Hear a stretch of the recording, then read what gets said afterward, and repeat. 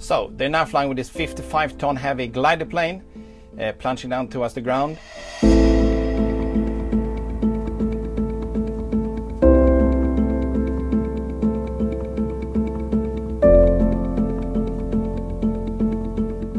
The co-pilot now calls ATC with the engine problems.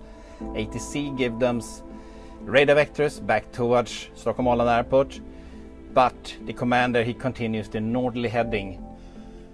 And in the meantime, the commander also just shouting out, "Prepare for an on-ground emergency! Prepare for an on-ground emergency!"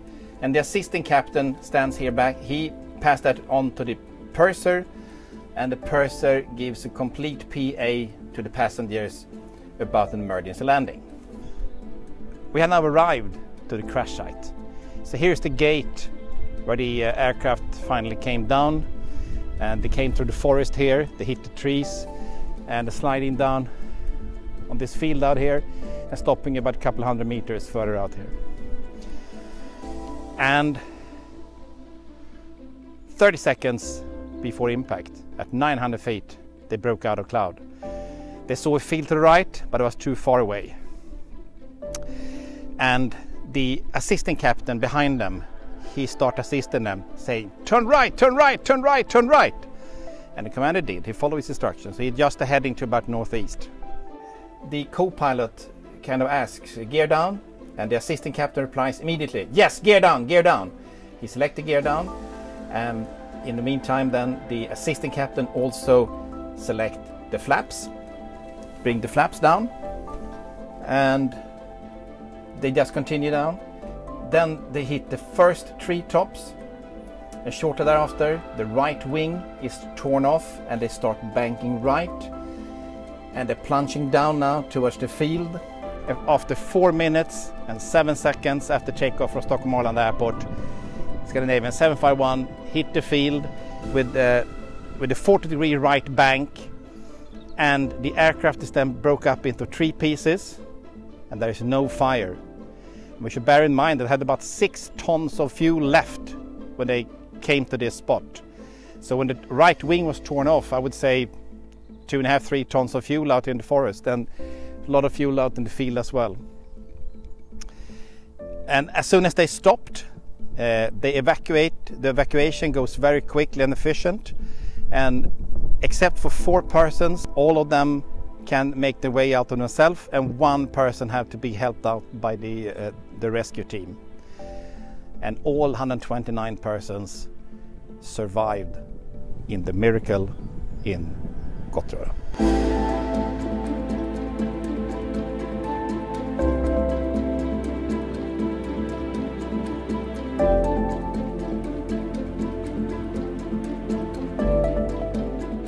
So the search and rescue. The crash site is located 24 kilometers from Stockholm Arlanda Airport and 30 kilometers to the nearest cities of Rimbo and Norrtälje. And the crash site is a slight plateau, which we can see here. It's with rocks and pine trees, and it's going sort of downhill out on the field here. From the first hit to the first tree hit until they come to a complete stop out in the field, it travels only about less than 1,000 meters, which is very short. Let's say normal landing distance on a normal landing is maybe 1,800 meters. And in the cabin, the luggage bins is in the ceiling, coming off the ceiling and falling down on the passenger seats. And that's why the cabin crew instruct the passengers to bend down. So you bend down like this, so your head is below the seat rests, right? And then they come to the final stop. About 9 minutes after landing, 1 passenger walks down to a little cottage down here and called emergency services. The first ambulance police helicopter landed about 30 minutes after the crash.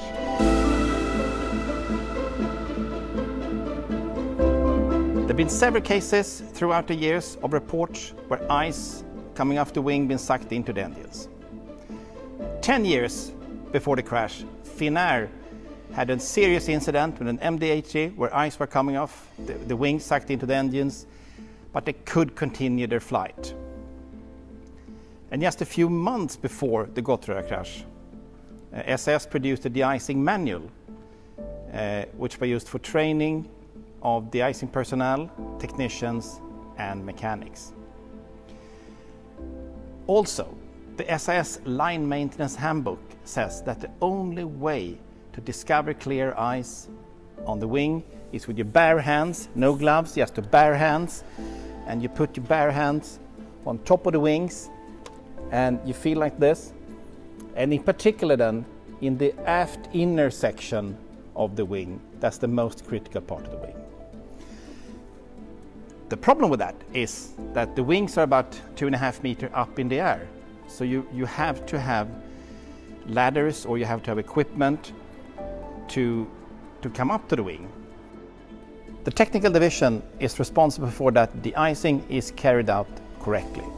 Therefore, all the icing personnel had the same training as technician and mechanics. On the same day, 18 minutes after the Gottrora aircraft took off, another MD-80 from SAS took off and experienced similar problem with ice being sucked into the engines. However, they could continue to their destination, and after landing, some passengers informed the crew that they had heard some noises and bangs during takeoff. They had been de-iced by the same de-icing personnel, but been supervised by a different mechanic. SAS line maintenance handbook says that the only way to discover clear ice on the wing is to feel with your bare hands on top of the wing, and especially on the right inner part. 5 years before the crash, the manufacturer, McDonnell Douglas, informed all MD-80 operators about the clear ice problems they had. At the time of the crash, there was no training or simulated training in engine search for the pilots. And there was also another serious, there was a crash in Kegworth in Great Britain a couple of years before, where the pilots shut down the wrong engine in a haste and therefore crashed before the runway. So the SAS flight instructors have instructed their pilots to not make a decision in a haste. Analyze the situation and then make the decision, which is of course very, very good.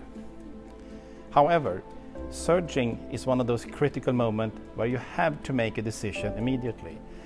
So if you have a surging engine, you have to reduce the power on that engine immediately, to analyze the situation, checking out for the engine parameters, slowly advance the thrust, and if the surge is gone, continue, otherwise you have to shut down the engine. Because if you continue like they did here now, you can see the result here. This is one of the parts from the engine, which is incredible hard steel. And I mean, if you have the hammer, you can hardly not even make a scratch. But if you take a look what the ice did to this one, it's really, really damaged this one.